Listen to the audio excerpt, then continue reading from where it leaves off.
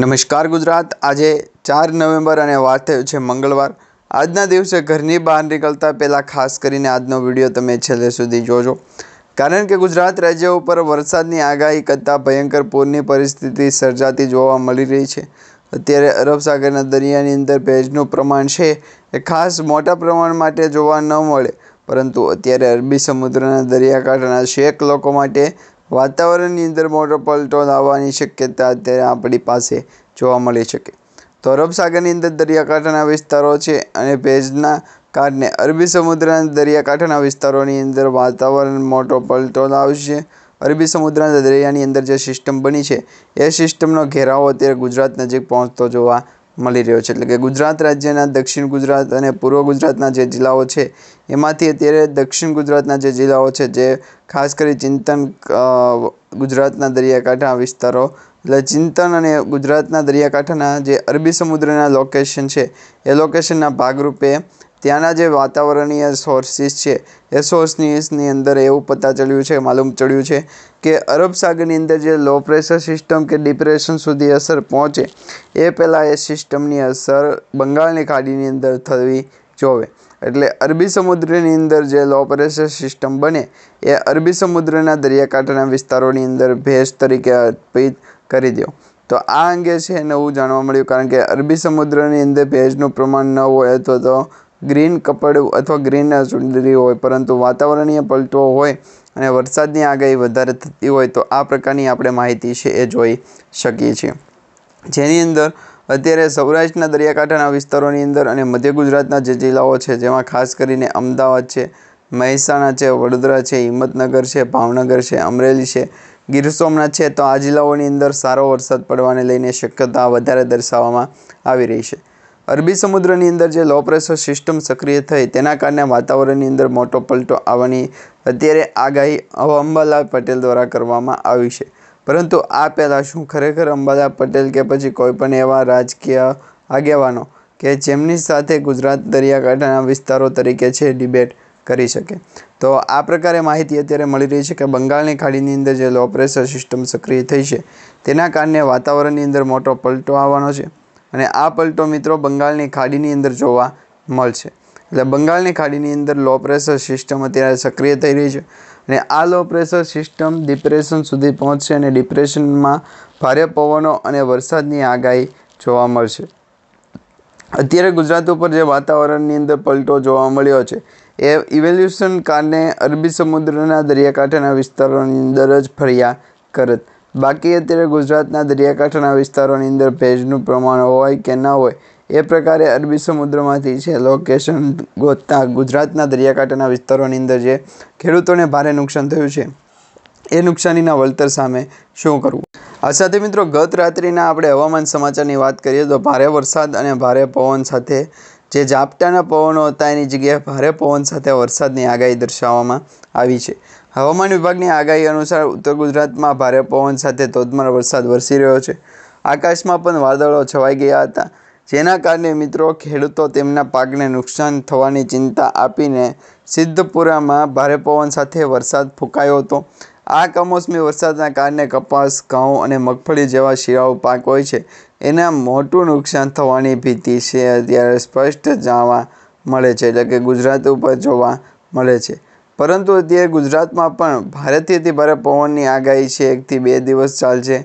ત્યાર પછી અરબી સમુદ્રની અંદર ભેજનું પ્રમાણ જે વાતાવરણ સ્વરૂપે આગળ હોય તો એ પ્રકારની માહિતી આપણે મેળવી લઈએ। બાકી તો અત્યારે બ્રેકિંગ ન્યૂઝની અંદર જે લોકેશન અંતર્ગતની જે માહિતી આપવામાં આવી હોય એ માહિતી પણ ગુજરાત દરિયાકાંઠાના વિસ્તારોની અંદર ભેજનું પ્રમાણ છે એમના કારણે વાતાવરણની અંદર મોટો પલટો આવવાની શક્યતા દર્શાવવામાં આવી રહી છે। હવે મિત્રો અમદાવાદ શહેરનું વાતાવરણ જોઈએ તો અમદાવાદની અંદર ઘણા બધા વિસ્તારોમાંથી છે વરસાદ પડવાનું શરૂઆત થઈ શકે છે। લગભગ અમદાવાદથી આ ગુજરાતના દરિયાકાંઠાના વિસ્તારો અને લોકેશનની વાઇઝ જોવા જઈએ તો અરબી સમુદ્રની અંદર ભેજનું પ્રમાણ જે વધારે છે એ ભેજના પ્રમાણના કારણે સૌથી ધનિક લોક કોણ, એટલે કે સૌથી ધનિક વ્યવસાય અને વ્યવસાયના પ્રભુ એટલે કે આદરણીય ગુજરાતના દરિયાકાંઠાના વિસ્તારના ગૌરવશાળી એટલે કે અરબી સમુદ્રના દરિયાકાંઠાના વિસ્તારના ફ્રેન્ડ, આ પ્રકારની દરેક લોકેશનને જે માહિતી આપવાની ઇન્ટ્રોડક્શનની જે જાહેરાત કરી છે એ પ્રકારના ઇન્ટ્રોડક્શનની માહિતી તમને જણાવીએ તો અરબી સમુદ્રની અંદર ભેજનું પ્રમાણ વધારે હોય છે, પરંતુ અરબી સમુદ્રના દરિયાકાંઠાના વિસ્તારોની અંદર ભેજનું પ્રમાણ છે જોવા નથી મળ્યું. તો આ પ્રકારે હજી પણ 2 થી 3 દિવસ એટલે કે 7 નવેમ્બર સુધી ગુજરાતના વાતાવરણની અંદર મોટો પલટો આવવાની શક્યતા અત્યારે દર્શાવવામાં આવી રહી છે. બાકી અહીંયા તમે સ્ક્રીન ઉપર જોવો છો તો અમદાવાદ શહેરની અંદર ઝાપટા સ્વરૂપે હળવોથી મધ્યમ વરસાદ છે ગત રાત્રિના રોજ અથવા ગત દિવસે ગઈકાલે છે જોવા મળ્યો છે. એમાં મિત્રો અમદાવાદમાં છેલ્લા કેટલાય દિવસોથી વાતાવરણની અંદર અચાનક મોટો પલટો આવતો જોવા મળ્યો છે અને આ કારણે એક વિસ્તારોની અંદર કમોસમી વરસાદ વરસ્યો હતો, જેના કારણે ચોમાસા જેવો માહોલ છે સામ્યો હતો. ભારે પવન સાથે વરસાદના ઝાપટા પડતા વાતાવરણમાં ઠંડી પ્રસરી હતી અને હવામાન વિભાગ દ્વારા આ અંગેની આગામી જાહેર કરવામાં આવેલી માહિતી પ્રમાણે જોઈએ તો આગામી 3 કલાક પછી ગુજરાતના દરિયાકાંઠાના વિસ્તારોની અંદર વરસાદની આગાહી પ્રમાણે ચોક્કસપણે માહિતી છે શેર કરું. તો આ પ્રકારે હવામાન વિભાગ દ્વારા આગામી દિવસોની અંદર વરસાદ પડશે એની આગાહી દર્શાવવામાં આવી છે. અરબી સમુદ્રની અંદર ભેજનું પ્રમાણ છે, વાતાવરણની અંદર લો પ્રેશર સિસ્ટમ સક્રિય થઈ શકે કેમ તો એ અંગેની ચેતવણી જે છે એ માહિતી દ્વારા આપવામાં આવી છે, પરંતુ હજી પણ ગુજરાતના દરિયાકાંઠાના વિસ્તારોની અંદર ઝાપટાના પવનો છે જોવા મળશે. હવે મિત્રો પરેશભાઈ ગોસ્વામી દ્વારા જે સૌથી મોટી આગાહી દર્શાવવામાં આવી રહી છે એ આગાહીની માહિતી તમને જણાવી દઈએ તો પરેશભાઈ ગોસ્વામીએ કહ્યું છે કે અરબી સમુદ્રમાં બનેલ જે સિસ્ટમ છે એ હજી પણ ડિપ્રેશનમાં પહોંચવાની વાર છે. એટલે લો પ્રેશરવાળી સિસ્ટમ જે બની રહી છે એ અંદમાન નિકોબાર અને મ્યાનમારના થાઈલેન્ડ જેવા દેશો છે એ દેશોમાંથી આવતી સિસ્ટમો માર્ગીય વાતાવરણની અસરના કારણે જોવા મળે છે, પરંતુ હજી છેલ્લા 2 થી 3 દિવસની અંદર લોકેશન વાતાવરણની અંદર ભેજનું પ્રમાણ છે ખૂબ વધારે દર્શાવવામાં આવી રહ્યું છે. આ જ કારણે મિત્રો અત્યારે અમદાવાદની અંદર જે વરસાદ પડ્યો છે એવો જ વરસાદ ગુજરાતના અરબી સમુદ્ર પરથી સિસ્ટમ ઉપર જોવા મળશે. હાલ મિત્રો ગુજરાત રાજ્ય ઉપર હાથમાં નબળી પડી રહેલી હોવાનું જાણવામાં આવ્યું છે, એટલે કે હાથ જવાના ગુજરાતના દરિયાકાંઠાના વિસ્તારોની અંદર લોકેશન ભેજનું પ્રમાણ અને આ દરેક માહિતી અને દરેક આગાહી છે એ સચોટ હોવી જરૂરી છે.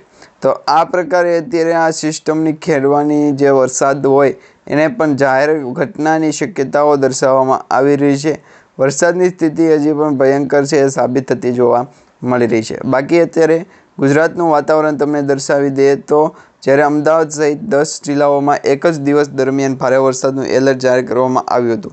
તેમ છતાં ગુજરાત રાજ્ય ઉપર અત્યારે તો મિત્રો માત્ર ઉત્તર ગુજરાત અને પૂર્વ ગુજરાત, મધ્ય ગુજરાતના જે જિલ્લાઓ છે એ જિલ્લાઓની અંદર વાતાવરણની અંદર વરસાદ જોવાની મજા આવશે. બાકી દરેક જિલ્લાઓની અંદર વરસાદની આગાહી નથી. તો અરબી સમુદ્રની અંદર ભેજનું પ્રમાણ છે કે નહીં એ અરબ સાગરના દરિયાની અંદર જે લોકેશન ભેજ્યું છે મોકલ્યું છે એ લોકેશન અરબ સાગરના દરિયાની અંદર ભેજનું પ્રમાણ દર્શાવે તો પણ સાચી મૂડી છે બંધાશે નહીં. કારણ કે મિત્રો અત્યારે દરેક જિલ્લાઓની અંદર ભેજનું પ્રમાણ છે એ અરબી સમુદ્રમાંથી ભેજ ઉપર આગળ આવી અને વાતાવરણની અંદર મોટો પલટો લાવશે તેવી સચોટ અને મોટી માહિતી છે જણાવવાની રહેશે. તો આ અંગે છે ચેતવણી જાહેર કરવામાં આવેલ ગુજરાતના દરિયાકાંઠાના વિસ્તારોની અંદર ભેજનું પ્રમાણ છે એટલે અરબી સમુદ્રના ભેજને કારણે વાતાવરણની અંદર મોટો પલટો આવવાની શક્યતા વધારે દર્શાવવામાં આવી રહી છે.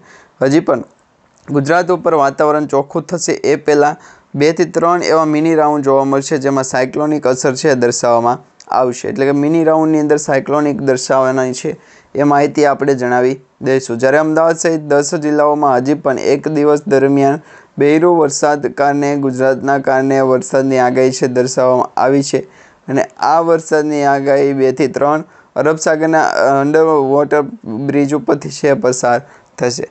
તો આ અંગે એક સૌથી મોટો ખુલાસો આવ્યો છે કે ગુજરાતના દરિયાકાંઠાના વિસ્તારોની અંદર અત્યાર સુધીની જે બેસ્ટ વાતાવરણની અસર છે એની આપણે આગાહી જણાવીએ તો એ આગાહી હજી ગુજરાતને થવાની બાકી છે. એટલે કે એ આગાહીના ભાગરૂપે અરબ સાગરના દરિયાની અંદર જે લોકેશન બદલાનું છે એ હવે ટ્રેસ કરવું ખૂબ મુશ્કેલ ગણવામાં આવી રહ્યું છે. બાકી મિત્રો હવામાન નિષ્ણાંત અંબાલા પટેલે જણાવ્યું છે કે પૂર્વ મધ્ય અરબી સમુદ્રમાં જે ડિપ્રેશન હતું એ આજ વહેલી સવારથી એટલે લગભગ 5:30 વાગ્યાથી નબળું પડીને વેલમાર્ક લો પ્રેશરમાં ફેરવાઈ ગયું છે. જોકે જેની અસર ગુજરાત ઉપર રહેવાની શક્યતા પૂરેપૂરી દર્શાવવામાં આવી રહી છે. જેના કારણે ગુજરાતના કેટલાય ભાગોમાં ભારે વરસાદની સંભાવના છે. આ સાથે યલો એલર્ટ આપવામાં આવેલું છે, એટલે LC3 3 નંબરનું જે સિગ્નલ છે એ ન આપવું જણાવ્યું છે. એટલે કે અત્યાર સુધીમાં 3 નંબરના સિગ્નલો દર્શાવવામાં આવી રહ્યા છે. બાકી અરબી સમુદ્રના દરિયાકાંઠાના વિસ્તારોની અંદર જે ભેજનું પ્રમાણ હોય એ પ્રમાણ વાતાવરણની અંદર દરેક લોકોને જણાવવાનું છે. તો અરબી સમુદ્રની અંદર પણ ભેજનું પ્રમાણ વધારે હોવાના કારણે 3 નવેમ્બરથી વરસાદના જોરમાં ઘટાડો થવાની શક્યતા વધારે છે. જો કે 2 દિવસ પૂર્વ પણ અરબી સમુદ્રની અંદર ઉત્તર પૂર્વ અને ગુજરાત મધ્યના જ્યાં ભાગી છે આ વિસ્તારના જે લોકેશન છે એ લોકેશન આપણે વાતાવરણની અસરના કારણે ચડાવેલ છે. તો હજી પણ ગુજરાત રાજ્યનું વાતાવરણ આજથી બદલાશે. બપોર પછીનું વાતાવરણ જોવા માટે બપોરના નવા વિડીયો સાથે ફરી એક વખત આપનું હાર્દિક સ્વાગત રહેશે.